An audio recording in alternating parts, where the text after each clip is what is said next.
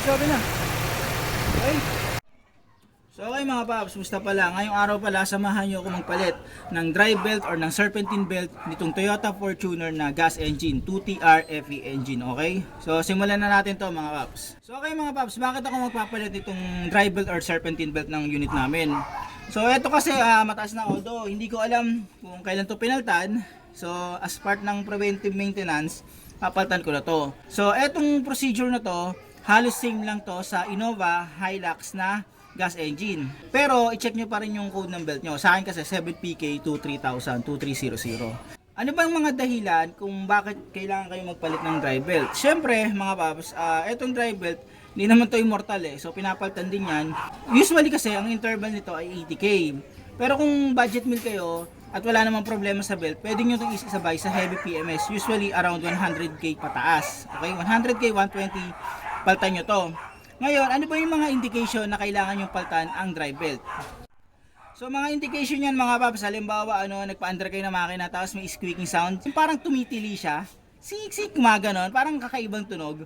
Isa yung sa indication na dapat palitan ng drive belt. So gagawin nyo, inspect nyo lang yung mga groove ng drive belt, tignan nyo baka mamaya may mga tama na. Sa ibang sasakyan, titignan nyo muna kung kailangan adjust. Minsan pag hindi na kinukuha ng adjustment tapos may mga tama na to, mas mainam palitan nyo na. Ngayon, para ma-isolate nyo kung may problema ba drive belt, habang umaandar, pwede nyong wisikan ng tubig. Kapag nawala ang tunog ng tili or ng squeaking sound, may posibilidad na drive belt yun. Para mas makasigurado kayo kung talagang drive belt ang issue, pwede nyong gawin, tanggalin yung belt, tapos yung mga pulley ikutin nyo mano-mano. Okay, so maririnig nyo naman kung may issue yun. So okay mga paps, bago kayo magpalit ng drive belt or ng serpentine belt, ang suggestion ko ay mag-drawing kayo. Okay, o search nyo sa internet. Ayan, so ito, nag-drawing ako para kahit paano may guide ako pag babalik ko. So alternator, power steering, idler, tensioner, idler, AC, crankshaft pulley sa water pump. So yun yung belt routing na tinatawag. So pag babalik ko hindi ako maliligaw. Sa pagpapalit kasi ng belt, pwedeng tanggalin yung pinaka belt. Idadaan lang dito sa likod ng pinaka LC ng clutch pan. Pero sa method kong gagawin, tatanggalin ko mismo yung clutch pan para mapakita ko sa inyo kung paano to tatanggalin talaga. Mapakita ko ng buo yung pinaka pagtatanggal ng drive belt. So ito siya mga paps, yan 10mm, tanggalin muna natin.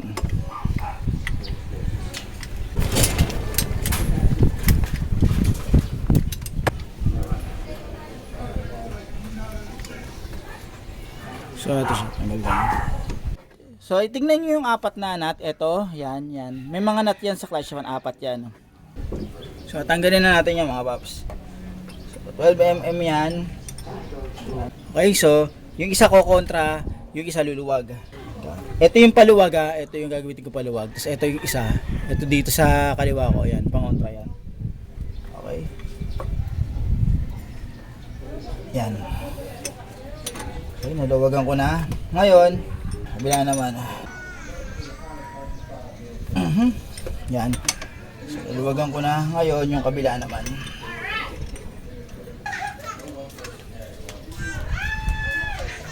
Yan. Tapos, itong isa dito, isa na lang.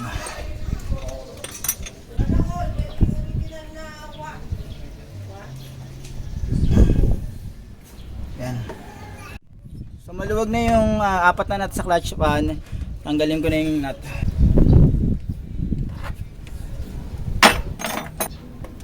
Yan. Tanggal ko na yung pinaka yan, apat na nut sa clutch pan. Ngayon, mahihila ko na itong clutch pan. Ngayon, sa paghihila nito, pabalik dito para kumalag siya. Ingat kayo kasi baka tumama dito sa may radiator, okay? So dahan-dahan lang mga paps. Kakalagding yan. Yan o. So ayan siya. So makakatatanggal ko na to. So ayan mga paps. Kung mapapansin nyo yung clutch pan binaba ko. Tapos ito gawin nyo, may bracket ditong isa. Ito. Yan. Tinanggal ko muna to. Yan. Tinanggal ko yung bracket. Ilagay ko dyan. Ngayon ang gagawin ko, bago ko matanggal yung clutch fan kasi, gagalawin ko muna yung tensioner. Okay? Luluwagan ko yung tensioner para kahit paano, pag natanggal ko na yung belt sa part na to, yan, dito sa part na to, kakalag na yung clutch pan, kakalag na dyan. Okay?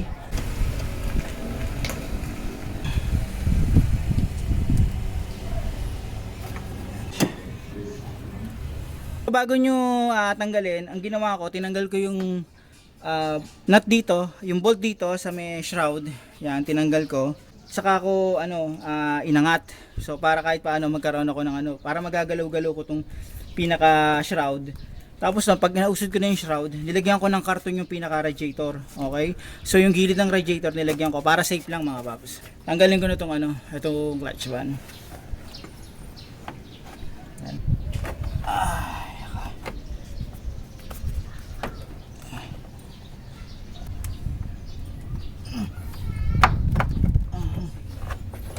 So ayan siya.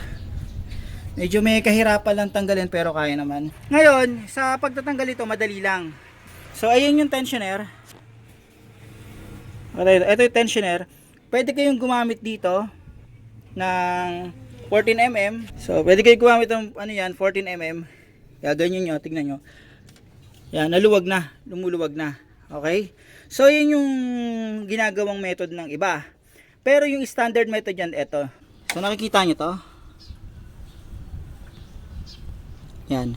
Nakikita nyo yan. Hindi yung nasa taas ituturo ko na lang yung nasa baba. Ito. Yan. Yan. So gagamit kayo ng 14. Papasok nyo dyan. Tapos dito nyo ibababa. Papakita ko sa inyo. Ayan. Yan siya. Tapos gamit kayo ng ganito. Ganito. Yan. Pasok nyo na doon para meron kayo meron kayo leverage. Yan. Okay. Gagano ko lang yan. Ganyan. Diba? Yan. So nakita nyo maluwag na. Saka ko na matatanggal to. So ayan. So tanggalin nyo na yan. Diba? Ganun lang kadali. Saka i-ano nyo.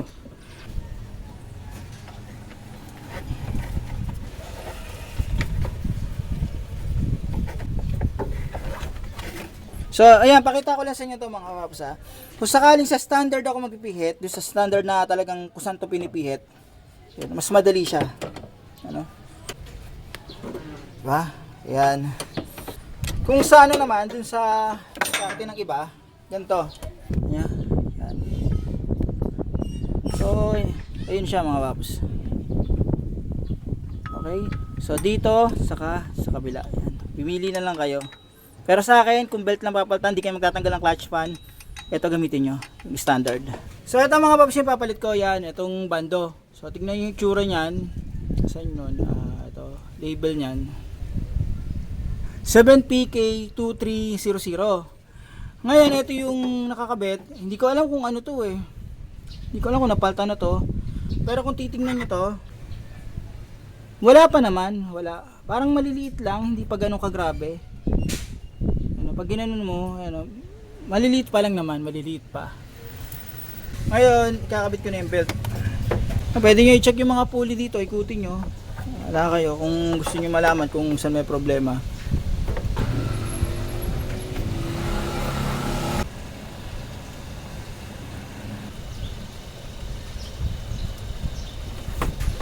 So okay mga paps, ngayon, na-setup ko na yung belt pero hindi pa talaga siya nakahigpit sa tensioner. Ang gagawin ko, luluwagan ko yung tensioner para maipasok ko yung ibang part ng belt doon sa may pulley.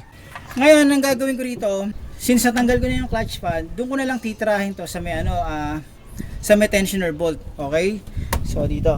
Yan. 14mm dito. So hindi doon sa standard, doon sa sa pinaka bolt ko titirahin yan. Para mas mababa ko pa ng todo. So ito. Ganyan ko lang yan.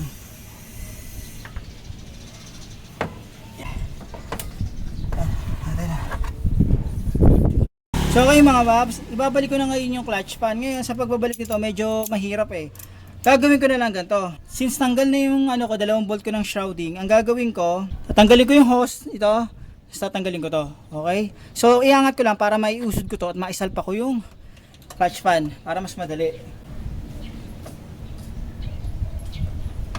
Yan.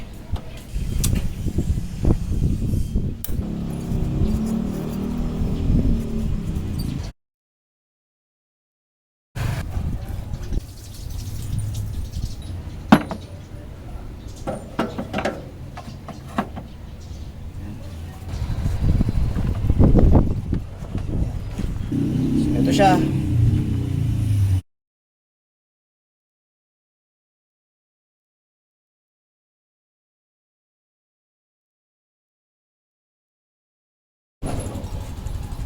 So ayan, napasok ko na yung clutch pan na maayos.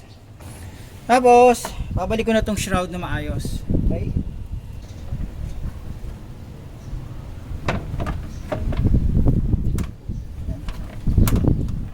So, ang next kong gagawin mga paps, ay babalik ko na yung hose.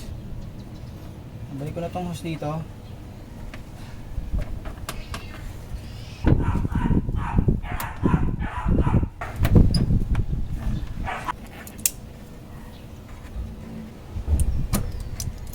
Tapos, yung clutch pan doon, ayusin ko na. So, ayan mga paps, ayusin ko na yung clutch pan yan, saka yung pulley niyan. So, nakikita nyo nakatabingi yan. Ang gagawin ko lang, luluwagan ko yung tensioner.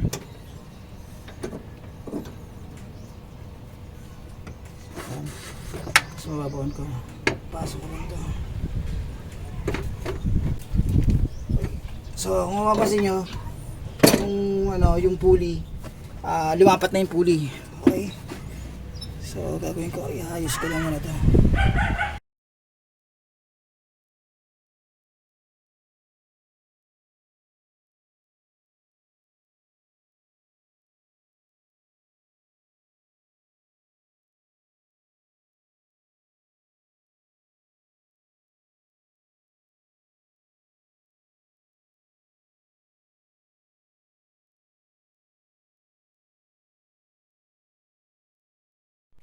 So, ang next natin mga paps, hihigpitan ko na yung yung mga nut. Okay, so pag hihigpit niyan, yung isa ko kontra, yung isa hihigpit. Okay, so katulad lang rin kanina. Mabayan, nakahawak tayo dito. So ayan, tapos yung isa hihigpit. Okay, so 12.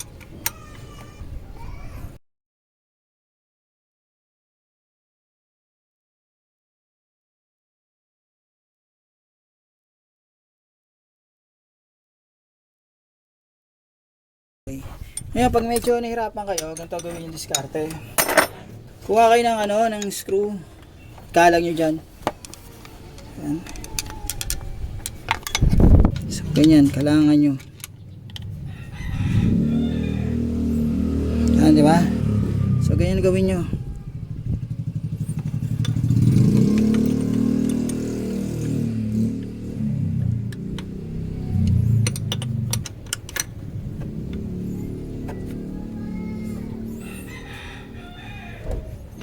So mga paps, ayan na, setup ko na yan. Tayo naman. Ngayon, may isa pang paraan na mas madali para magpalit ng belt.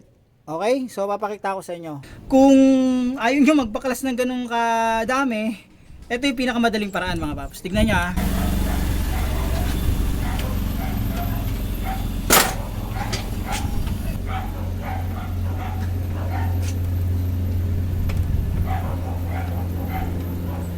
Tapos, tanggalin nyo lang yung belt. Yan. So dito muna sa idler. Yan.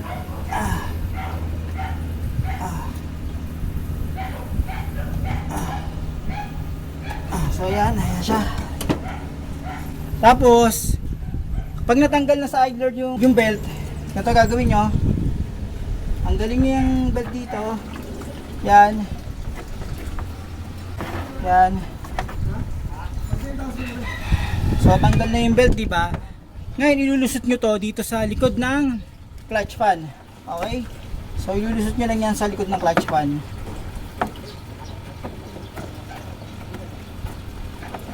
Ilulusot nyo sa likod ng clutch pan yan.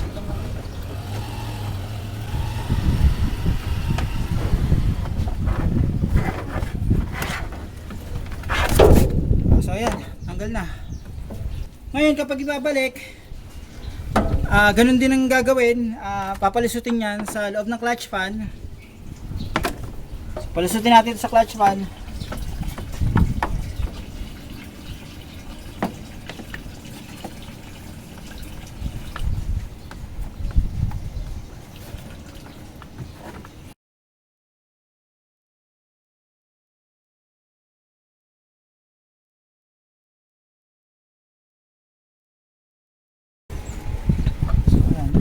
So nakapasok na sa loob yan. Ngayon, Ayusin ko na uli yung setup ng belt. Okay?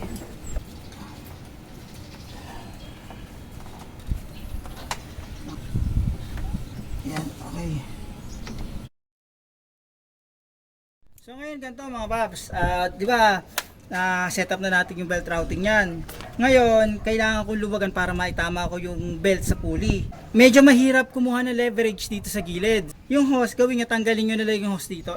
Tanggalin nyo para kahit paano magaganon nyo. Kasi mahirap dun sa ilalim kung dun ka pipihit ng tensioner eh. Okay, so tanggalin ko lang itong hose ulit.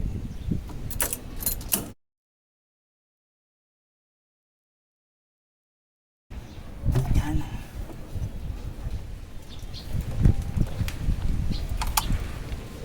Baka mo lang yun.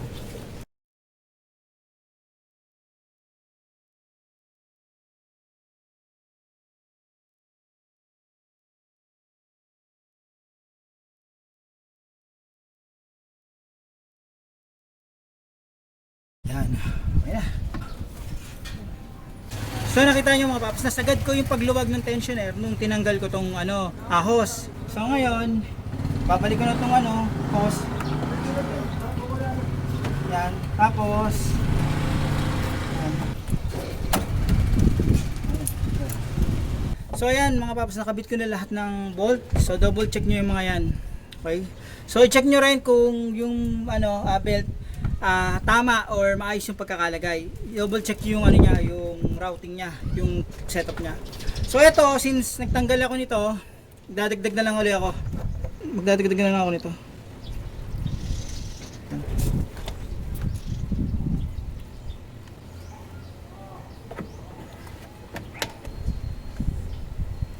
So ayan mga paps, nasalinan ko na yung coolant, nabawasan kasi nung tanggal ako ng hose. Ngayon, yung mga nut, i-check nyo. Tapos, yung belt, yan, importante i-check nyo. Dapat, walang, gusto hindi sasablay ng setup. Hindi lalagpas doon sa niya, doon sa may groove niya. So, yan. Na-check ko na yan. All goods na yan. So, pandarin ko na yung makina mga paps.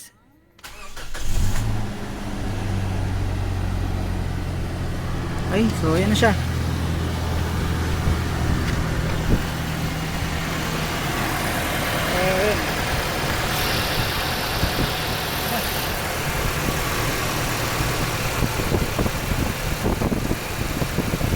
Sabi na. Okay. So okay mga paps, ayan, hanggang dito na lang yung video ko. Sana kahit paano itong video na to nakatulong to in case na gusto nyo rin magpalit ng drive belt or serpentine belt ng Toyota Fortuner 2TR FE engine, okay? So paano mga paps, maraming salamat sa inyo.